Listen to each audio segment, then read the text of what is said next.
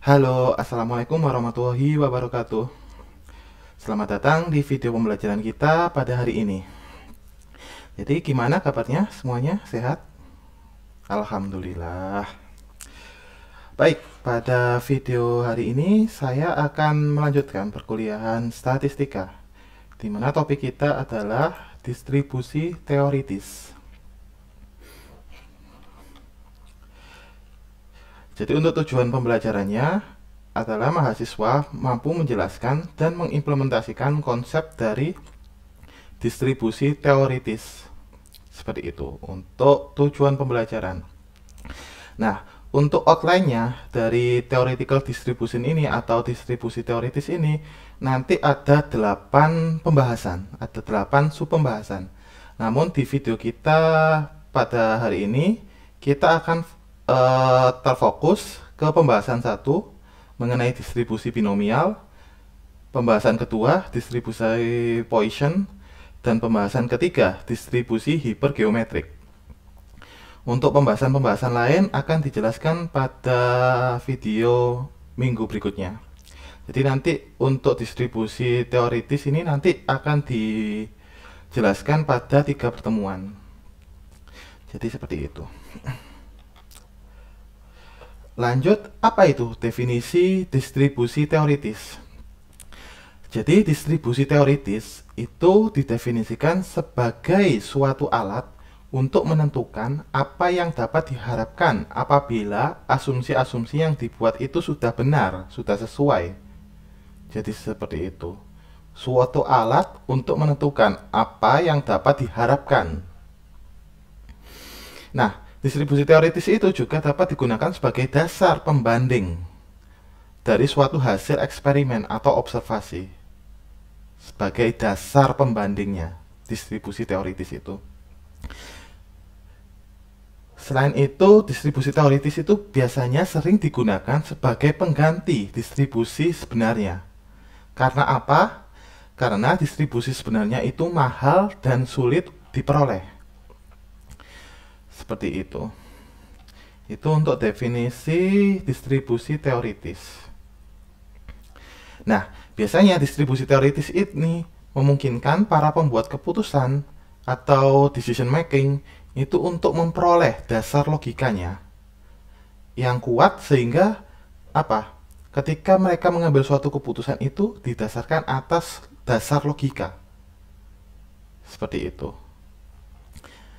Selain itu, distribusi teoritis ini juga digunakan sebagai dasar pembuatan ramalan atau forecasting berdasarkan informasi-informasi yang sifatnya terbatas, limited, atau mungkin informasi-informasi yang uncertain, tidak pasti.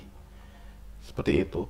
Dan fungsinya berguna juga untuk menghitung nilai probabilitas dari suatu kejadian. Jadi distribusi teoritis ini juga bisa digunakan untuk menghitung probabilitas kemungkinan suatu itu dapat terjadi.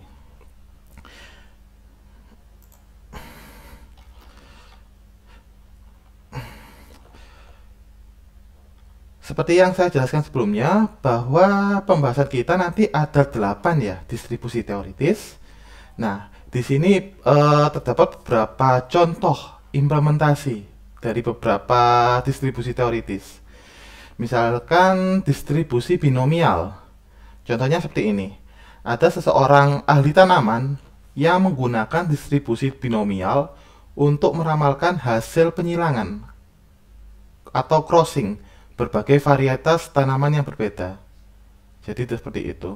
Nanti meramalkan bagaimana kalau penyilangan antara tanaman A dengan tanaman B menghasilkan tanaman apa. Jadi nanti akan dilakukan forecasting, peramalan. Seperti itu. Selanjutnya yang kedua, contohnya dari distribusi Poisson, yaitu seorang ahli pengendalian mutu atau quality control specialist itu menggunakan distribusi Poisson untuk memutuskan apakah suatu proses produksi sudah berjalan secara baik atau belum, sehingga tidak menimbulkan kerusakan barang yang berarti atau dihentikan agar jumlah barang yang rusak tidak terlalu banyak. Biasanya di sini itu quality control, QC. Jadi menilai apakah suatu barang itu layak untuk didistribusikan atau diproduksi dengan melihat berapa sih kemungkinan barang itu rusak, seperti itu. Kemudian yang selanjutnya adalah distribusi normal. Misalkan di sini contohnya seseorang ahli antropologi menggunakan distribusi normal untuk membandingkan karakteristik dari dua populasi. Jadi ada populasi A dan B dibandingkan dengan menggunakan distribusi normal. Jadi nanti diperoleh karakteristiknya gimana populasi A dibandingkan dengan populasi B. Seperti itu. Selanjutnya contoh lain dari distribusi teoritis ini adalah distribusi chi kuadrat. Contohnya seperti ini. Ada seorang ahli riset pemasaran menggunakan distribusi chi kuadrat ini untuk menentukan apakah ada perbedaan yang berarti dari reaksi pihak konsumen terhadap perubahan produk. Jadi misalkan ada produk ya, itu nanti dilakukan perubahan, change control, perubahan. Jadi nanti mereka akan menganalisa bagaimana sih respon masyarakat terkait dengan produk yang baru. Jadi seperti itu untuk penggunaan distribusi chi kuadrat. Selanjutnya distribusi F. Jadi distribusi F ini contohnya misalkan ya ada seseorang ahli agronomi menggunakan distribusi F ini untuk menentukan apakah terdapat perbedaan teknik pemupukan akan menyebabkan perbedaan yang berarti di dalam hasil tanaman pertanian. Jadi seperti itu. Jadi parameter yang diukur di sini adalah teknik pemupukannya. Jadi dilakukan komparasi antara teknik pemupukan A dengan teknik pemupukan B. Nanti akan dihitung perbedaannya dengan menggunakan distribusi F. Lanjut yang terakhir ada distribusi T. Contohnya seperti ini. Jadi ada seorang ahli perekonomian menggunakan distribusi T ini untuk menentukan apakah kenaikan harga minyak itu menyebabkan kenaikan harga makanan. Jadi seperti itu. Jadi kan misal harga minyak nih naik, apakah nanti otomatis akan menyebabkan harga makanan juga akan naik. Jadi nanti akan dimodelkan dengan menggunakan distribusi T ini. Jadi itu tadi merupakan contoh-contoh dari implementasi distribusi teoritis di berbagai bidang ya. Ada tadi di pemasaran, marketing, kemudian di perekonomian, kemudian di agronomi. Tadi juga ada di tanaman, antropologi, kemudian quality control. Jadi distribusi ini pengimplementasiannya itu cukup luas ya. Bisa di berbagai bidang. Jadi seperti itu. Jadi kita akan masuk ke distribusi binomial. Jadi ilustrasi atau contohnya distribusi binomial itu seperti ini. Ada seorang petugas pengendalian mutu ingin menghitung probabilitas untuk mendapatkan 4 bola lampu yang rusak dari suatu sampel acak sebanyak 20 bola lampu. Apabila diketahui bahwa 10% dari bola lampu tersebut rusak. Seperti itu. Nah, nilai probabilitas ini dapat diperoleh dari tabel binomial. Ada tabelnya, yaitu tabel binomial yang dibuat berdasarkan distribusi binomial. Seperti itu contohnya.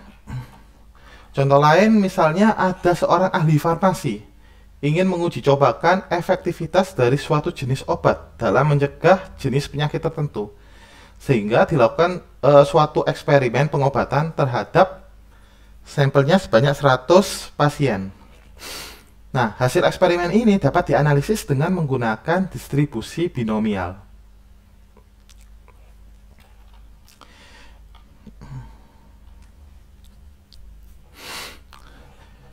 Nah, lanjut. Nah, secara umum suatu eksperimen itu disebut eksperimen binomial jika memenuhi 4 syarat. Yang pertama, banyaknya eksperimen itu merupakan bilangan yang tetap, tidak berubah-ubah. Kemudian yang kedua, setiap eksperimen itu mempunyai dua hasil yang dikategorikan jadi eksperimen yang berhasil atau eksperimen sukses, atau eksperimen yang gagal, tidak berhasil. Seperti itu. Jadi outputnya nanti selalu dibedakan jadi dua hasil. Kalau tidak sukses, ya gagal. Selanjutnya yang ketiga, probabilitas sukses itu nilainya sama pada setiap eksperimen. Jadi tidak ada perbedaan. Misalnya eksperimen 1, probabilitas nilai suksesnya itu 80%. Eksperimen 2 juga harus 80%. Jadi tidak ada perbedaan antara eksperimen 1 dengan eksperimen yang kedua. Seperti itu. Jadi nilainya itu selalu sama, selalu tetap. Kemudian yang terakhir, eksperimen tersebut itu harus independen satu sama lain. Jadi tidak ada pengaruh antara variabel yang satu dengan variabel yang diukur. Jadi sifatnya itu harus independen, harus berdiri sendiri. Jadi seperti itu syarat umum dapat dilakukan eksperimen binomial ini.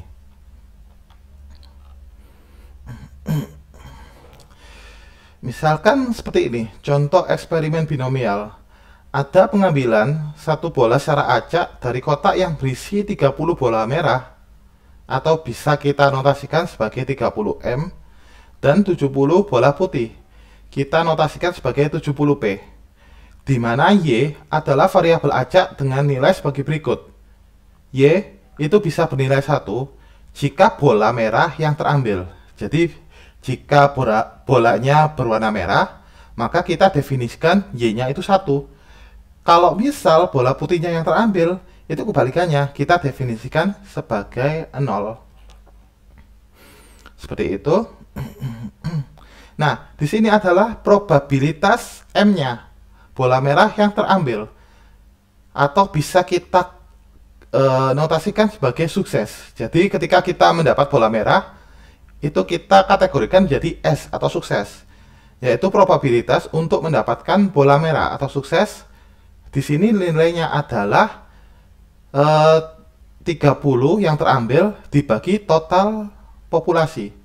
Total populasinya adalah 30/70. Jadi berapa? 30 dibagi 30 plus 70, atau 30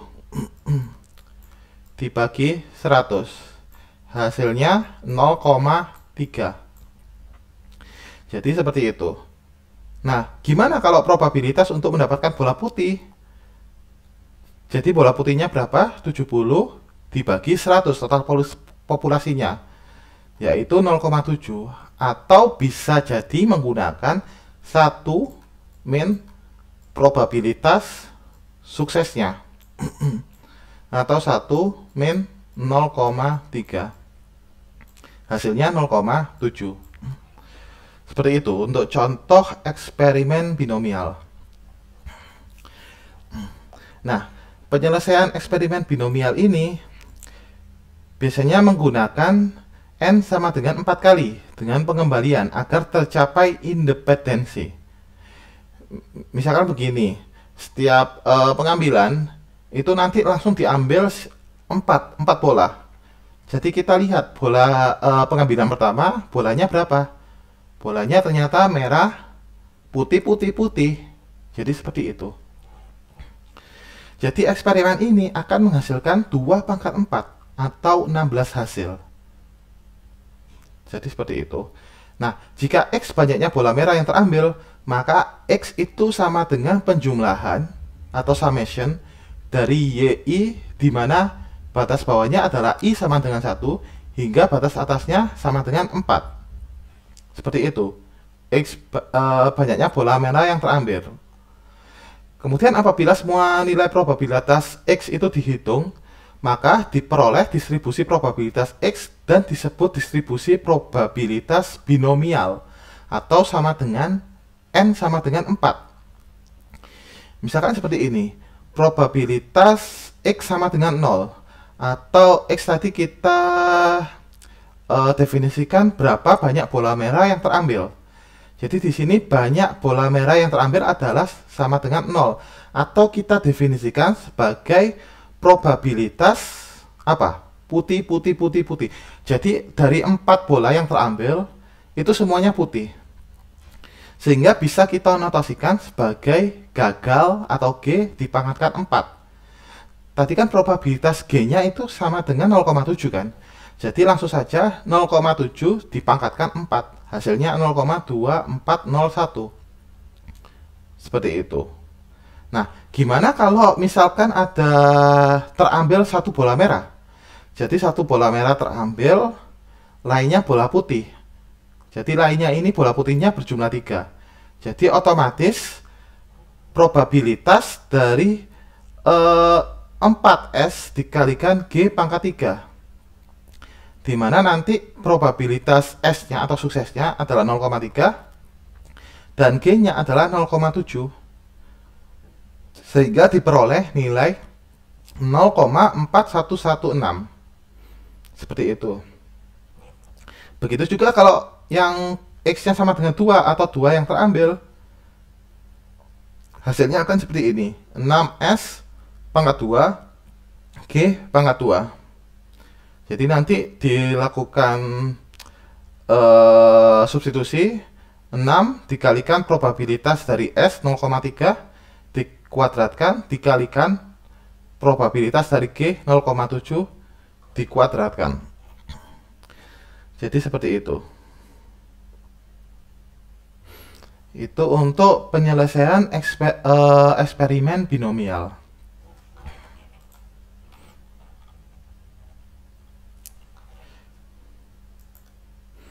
Nah, bentuk umum dari distribusi binomial ini dapat dirumuskan dengan persamaan berikut, yaitu probabilitas memperoleh X sukses itu sama dengan N faktorial atau jumlah sampel faktorial dibagi X faktorial dikalikan N min X faktorial, terus dikalikan probabilitas sukses dipangkatkan X dikalikan probabilitas gagal dipangkatkan N-X.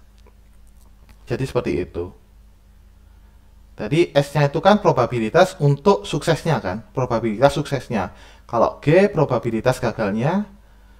Nah, kalau ini N faktorial dibagi X faktorial dikalikan N-X faktorial itu merupakan koefisien binomial, atau bisa kita tulis kombinasi N dan X, seperti itu. Jadi kita pakai apa? C, kombinasi. Rumus kombinasi.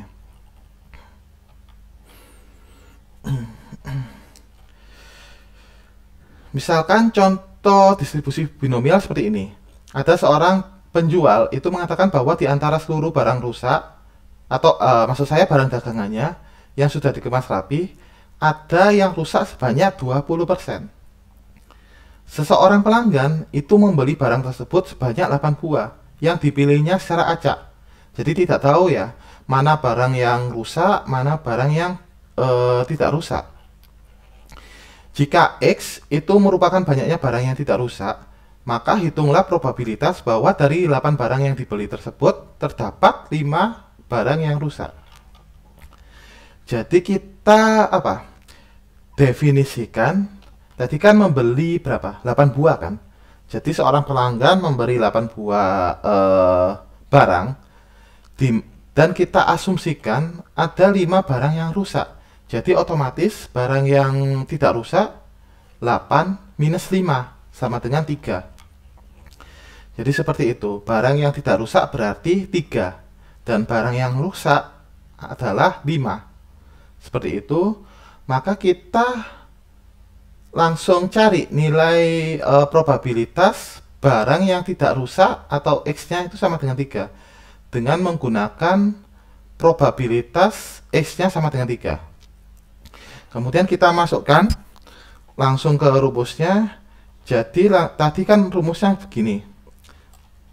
Jadi langsung kita buat kombinasi dari totalnya 8 N-nya kemudian barang yang tidak rusak adalah 3, dikalikan probabilitas S-nya dipangkatkan 3, G-nya dipangkatkan 5. 3 ini dari barang yang rusak berjumlah 3, dan 5 ini dari barang yang tidak rusak. Maksud saya barang yang rusak. Jadi seperti itu. Jadi 5 ini dari barang yang rusak, dari sini. 3 dari barang yang tidak rusak. Seperti itu. Sehingga nanti hasilnya seperti ini. 8 faktorial dibagi 3 faktorial dikalikan 8 min 3 faktorial dikali probabilitas barang rusaknya, barang suksesnya. Tadi probabilitas suksesnya adalah ini. Probabilitas barang rusaknya adalah 20%. Jadi PG-nya itu 20% atau bisa kita tuliskan 0,2. Sehingga probabilitas suksesnya itu kebalikan 1 min 0,2 sama dengan 0,8. Seperti itu. 0,8 dipangkatkan 3 dikali 0,2 dipangkatkan 5. Jadi probabilitas sukses dipangkatkan berapa barang yang barang yang tidak rusak dikalikan probabilitas gagalnya dipangkatkan jumlah barang yang rusak. Seperti itu. Sehingga nanti bisa dikalkulasikan sehingga nanti nilainya adalah 0,0092. Jadi seperti itu untuk penyelesaian distribusi binomial.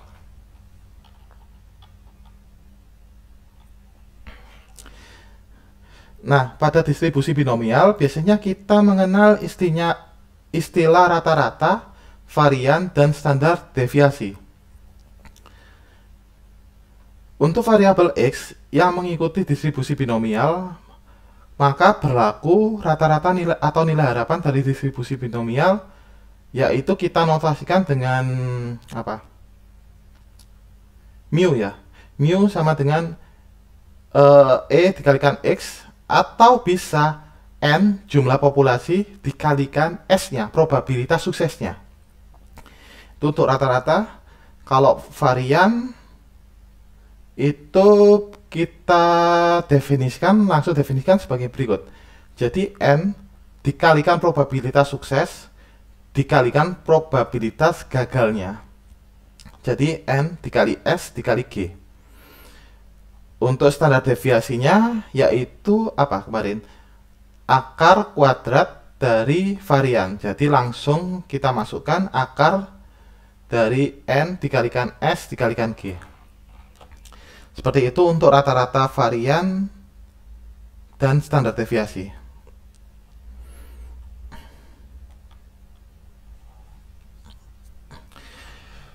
Lanjut ke distribusi Poisson. Nah, batasan atau kelemahan dari distribusi binomial itu seperti ini. Untuk percobaan dengan probabilitas sukses S kurang dari 0,05 dan banyaknya percobaan N yang sangat besar, atau misalkan kita anggap N-nya itu lebih dari 100, maka distribusi probabilitas binomial itu akan sangat tidak efektif dan tidak akurat. Sehingga semakin kecil nilai S, maka distribusi probabilitas binomial itu akan semakin melenceng. S-nya tadi apa? Probabilitas suksesnya. Jadi seperti itu. Semakin kecil probabilitas nilai S, maka distribusi probabilitas binomial itu akan semakin melenceng. Atau semakin besar nilai N-nya, juga akan menyebabkan probabilitas binomial tersebut akan semakin melenceng. Sehingga kita bisa mengaplikasikan distribusi Poisson. Jadi seperti itu. Karena adanya keterbatasan distribusi binomial. Nah, definisi dari distribusi Poisson sendiri itu merupakan satu bentuk distribusi binomial yang dapat menghitung distribusi probabilitas dengan kemungkinan sukses S yang sangat kecil. Tadi kan kelemahannya distribusi binomial, ketika S-nya itu kecil, maka probabilitasnya akan melenceng, tidak sesuai yang diharapkan. Dan banyak eksperimen N itu memungkinkan untuk sangat besar. Jadi jumlah eksperimennya atau N-nya, jumlah populasinya itu sangat besar. Jadi distribusi Poisson ini memungkinkan probabilitas S yang sangat kecil dan jumlah eksperimen N yang sangat besar. Jadi seperti itu. Nah, distribusi Poisson ini biasanya digunakan untuk menghitung nilai probabilitas dari suatu kejadian yang jarang terjadi. Probabilitasnya sangat kecil dalam suatu selang waktu dan daerah tertentu. Misalnya apa? Misalnya banyak dering telepon dalam 1 jam di suatu kantor. Jadi kan probabilitasnya kan sangat kecil kan, apalagi sekarang orang-orang sudah beralih ke smartphone sehingga dering teleponnya itu bisa dihitung dengan jari probabilitasnya. Yang kedua, banyak kesalahan ketik dalam satu halaman laporan. Misalkan ada seseorang yang bekerja di suatu perusahaan dan dia sudah berpengalaman untuk membuat satu laporan, maka banyaknya kesalahan ketik itu sangat minim sekali atau probabilitasnya itu sangat kecil sekali. Kemudian yang ketiga, banyaknya bakteri dalam air yang bersih.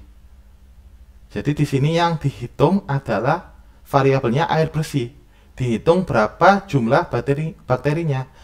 Maka karena air tersebut bersih, probabilitas adanya bakteri itu akan semakin rendah, semakin minim.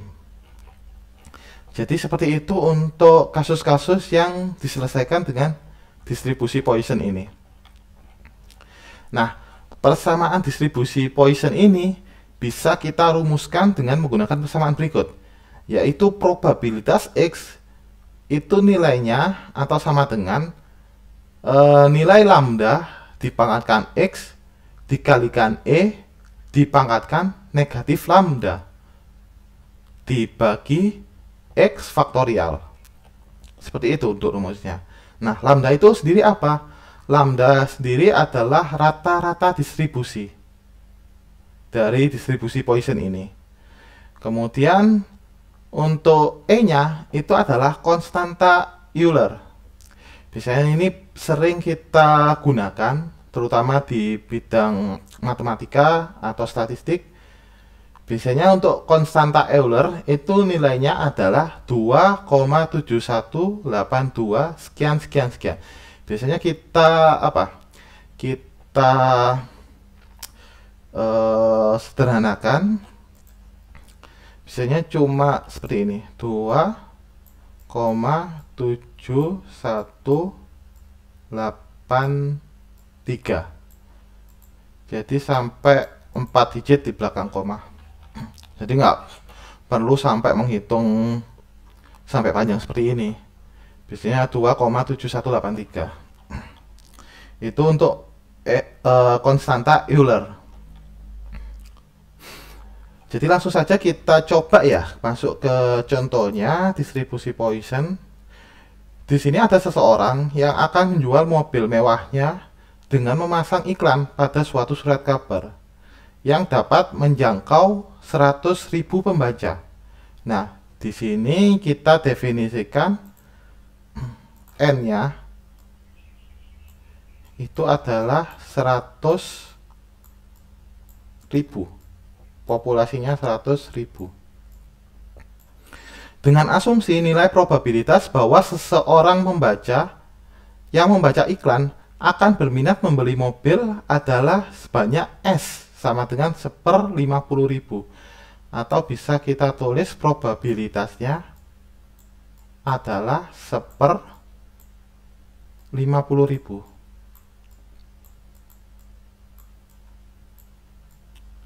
Jika X merupakan banyaknya pembaca yang berminat, hitunglah probabilitas X sama dengan 0, X sama dengan 1, X sama dengan 2, dan seterusnya.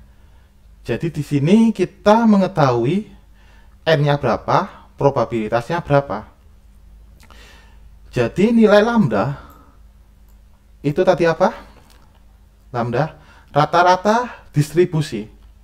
Rata-rata tadi rumusnya apa? N dikalikan S. Berapa probabilitas suksesnya? Jadi langsung saja 100.000 dikalikan S-nya 1/50.000. Atau bisa kita bagikan ya, 100.000 dibagikan 50.000 sehingga lambdanya itu sama dengan 2. Jadi seperti itu untuk mencari nilai lambda. Nilai lambda dicari dengan mengalihkan populasi atau N-nya dikalikan probabilitas suksesnya atau S-nya. Seperti itu sehingga diperoleh lambdanya sama dengan 2. Nah, ini ada catatan ya. Persoalan tersebut sebenarnya dapat dipecahkan dengan fungsi binomial. Karena persoalannya adalah mencari probabilitas X sukses dari N sama dengan 100.000 eksperimen. Nah, tetapi karena probabilitas suksesnya terlalu kecil, yakni S-nya itu sama dengan 0,00002 atau 1/50.000, dan N-nya terlalu besar, tadi N-nya 100.000, maka fungsi Poisson itu dapat digunakan sebagai suatu pendekatan yang lebih sederhana. Jadi seperti itu. Nah, tadi kan kita sudah mengetahui kan nilai lambdanya. Lambdanya adalah N dikalikan S sama dengan 2. Artinya apa? Artinya secara rata-rata dapat diharapkan ada 2 pembaca yang berminat membeli mobil. Sehingga diperoleh distribusi Poissonnya dengan lambda sama dengan 2 sebagai berikut. Jadi langsung kita masukkan ya rumusnya. Masukkan ke rumus, jadi 2 dipangkatkan X. Misalnya kalau X-nya 0, jadi 2 dipangkatkan 0 dikali Euler. Euler tadi nilainya berapa? 2,7183. Jadi seperti itu. Jadi 2,7183 dikalikan min lambda. Min lambda jadi dikalikan maksud saya dipangkatkan min 2. Terus dibagi X faktorial. X faktorial jadi 0 faktorial atau dibagi 1. Sehingga diperoleh 0,1353. Seperti itu. Untuk X sama dengan 0. Jadi nanti berlaku juga X sama dengan 1, 2, hingga X sama dengan 9. Jadi nanti bisa diimplementasikan rumus ini. Seperti itu. Misalkan lagi contoh yang kedua. Jadi di sini studi kasusnya pada sebuah program promosi penjualan rokok, di antara 1000 batang rokok terdapat 5 batang yang bertuliskan berhadiah. Jadi dari 1000 batang ada 5 batang yang bertuliskan berhadiah. Sehingga apa? Sehingga probabilitasnya adalah 5/1000. Seperti itu. Apabila X menyatakan banyaknya batang rokok yang bertuliskan berhadiah dalam satu bungkus rokok, di mana setiap bungkus rokok itu berisi 20 batang, berapakah probabilitas X sama dengan 0, X sama dengan 1, dan seterusnya. Jadi bisa kita modelkan seperti ini. Probabilitasnya tadi adalah 5/1000. P-nya.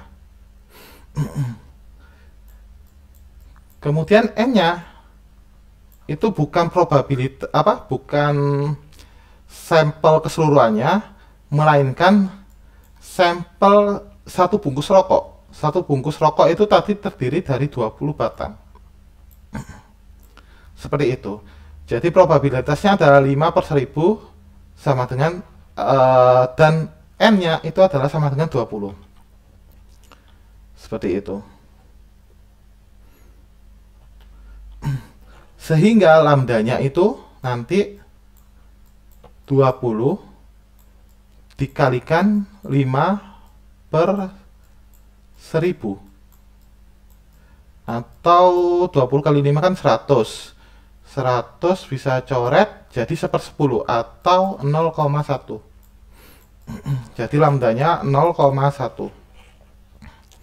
Probabilitasnya 0,005, 5 per 1000, lambdanya 0,1, N-nya 20. Jadi dengan menggunakan rumus tadi,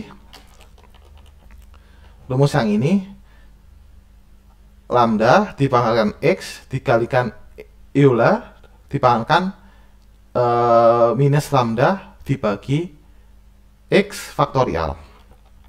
Jadi nanti langsung dibuat atau dimasukkan ke rumus tersebut, sehingga diperoleh nilai probabilitas X-nya untuk X-nya sama dengan 0,9048, untuk X-nya sama dengan 1, 0,0905, untuk X-nya sama dengan 2, 0,0045, dan seterusnya, hingga X-nya 4, 0,000 sekian. Jadi nanti ini bukan 0,000 saja ya. Jadi nanti nilainya akan semakin kecil. Artinya apa? Artinya kemungkinan mendapatkan 0 batang rokok yang berhadiah itu adalah 90%. Dan probabilitas mendapatkan 1 batang rokok berhadiah itu nilainya 9%. 0,0905. Jadi seperti itu.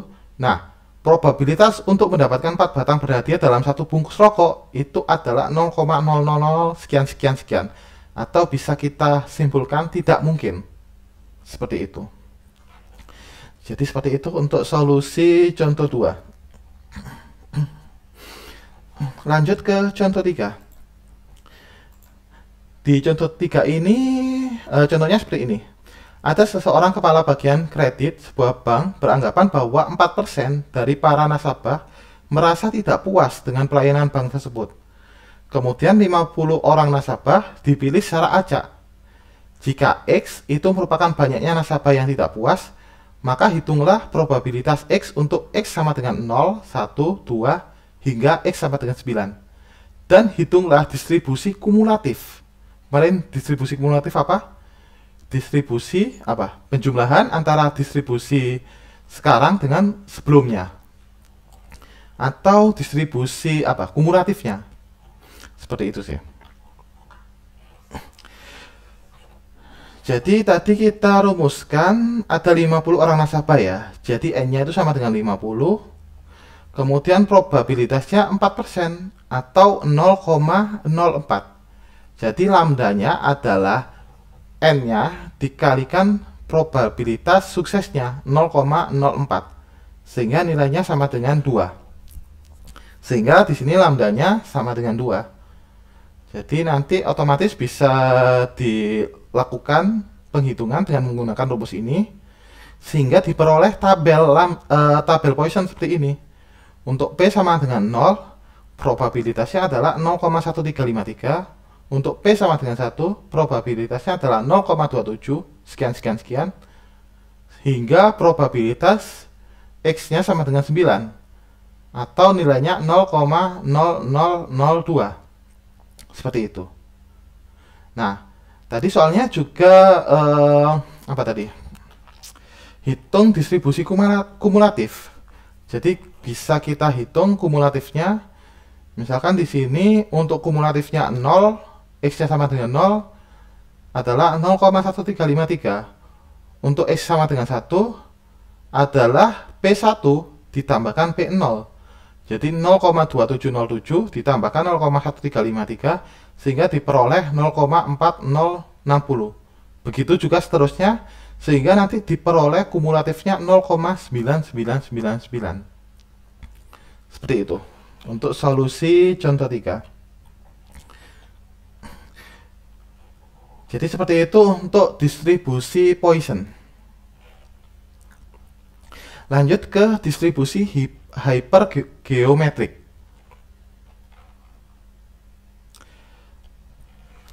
Jadi di sini definisi hypergeometrik adalah pada distribusi hypergeometrik, percobaan itu tidak bersifat independen atau dependent, yaitu percobaan yang satu dengan yang lain itu saling berkait, ada kaitannya antara percobaan yang satu dengan percobaan yang lainnya. Nah, ketika kita tadi itu kan di probabilitas binomial dan Poisson, itu probabilitas suksesnya kan selalu tetap, tidak berubah-ubah. Nah, kalau di hypergeometrik ini, probabilitas S-nya itu selalu berubah atau tidak sama dari satu percobaan ke percobaan yang lainnya. Jadi nilainya akan cenderung berubah-ubah. Seperti itu. Nah, untuk notasinya pada distribusi hypergeometrik ini ada beberapa notasi. Misalkan apa itu nilai R? R adalah jumlah elemen atau unit dalam populasi berukuran N yang dikategorikan sebagai sukses. Kemudian ada notasi N-R. Jadi jumlah elemen atau unit dalam populasi yang dilabeli gagal. Kemudian ada N, itu merupakan ukuran sampel yang diambil dari populasi secara acak tanpa adanya pengembalian. Kemudian X itu merupakan jumlah unit elemen berlabel sukses di antara N unit atau N elemen. Jadi seperti itu untuk notasi pada distribusi hypergeometrik. Nah, rumusnya seperti ini. Jadi Px itu merupakan kombinasi Rx dikalikan kombinasi N-X, N-R dibagi kombinasi N besar atau populasi keseluruhan dibagi N. Maksud saya kombinasi N keseluruhan dan N kecil. Seperti itu.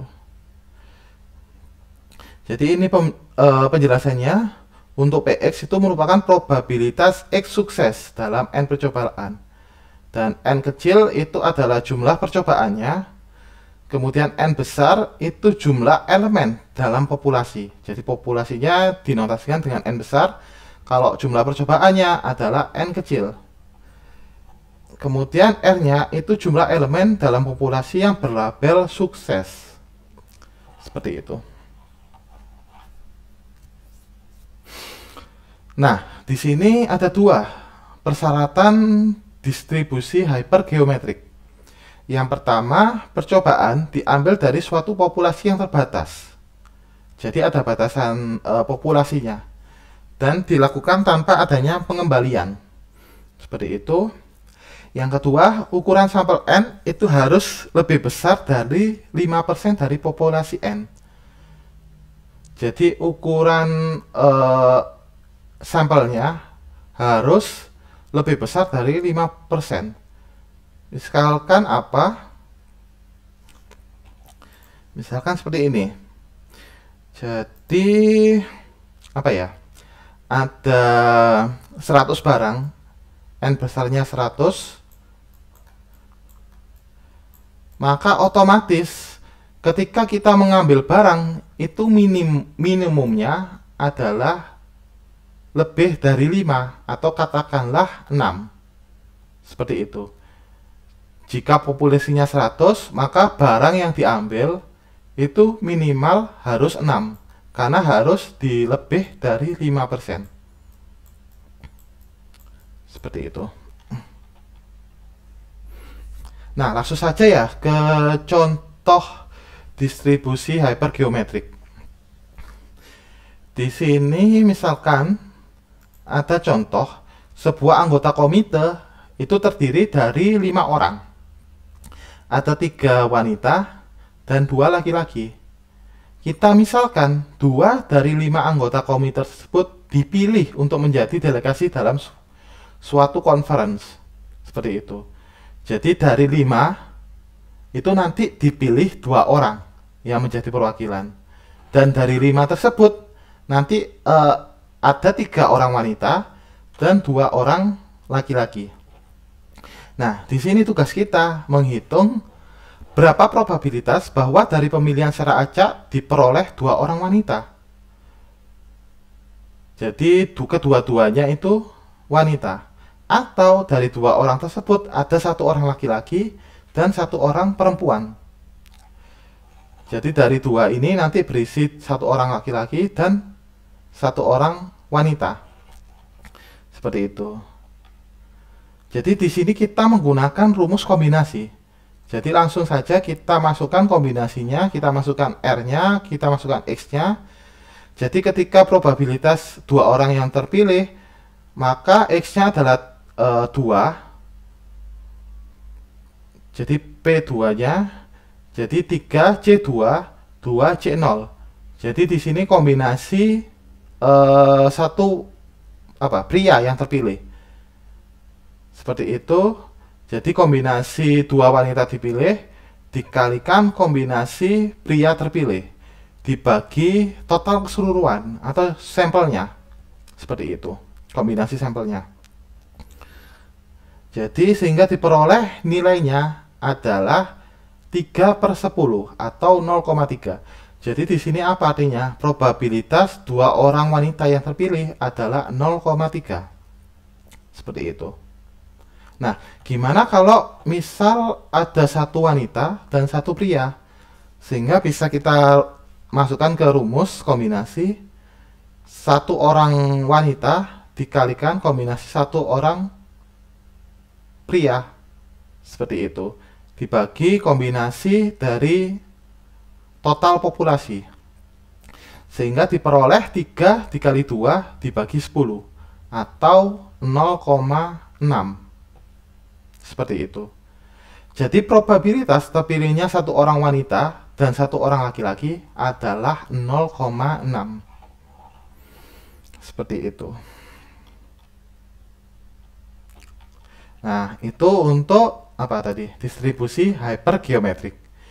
Jadi topik kita pada pertemuan kali ini atau pada video kali ini adalah distribusi binomial, kemudian distribusi Poisson, dan yang terakhir distribusi hypergeometrik.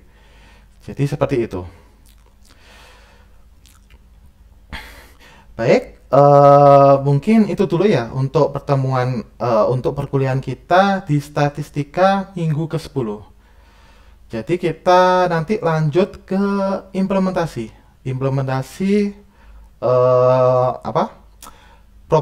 distribusi binomial, kemudian distribusi Poisson dan distribusi hypergeometrik dengan menggunakan bahasa pemrograman Python. Jadi mungkin itu dulu untuk video kita pada pertemuan kita hari ini. Jadi kurang lebihnya saya mohon maaf, saya tutup. Wassalamualaikum warahmatullahi wabarakatuh.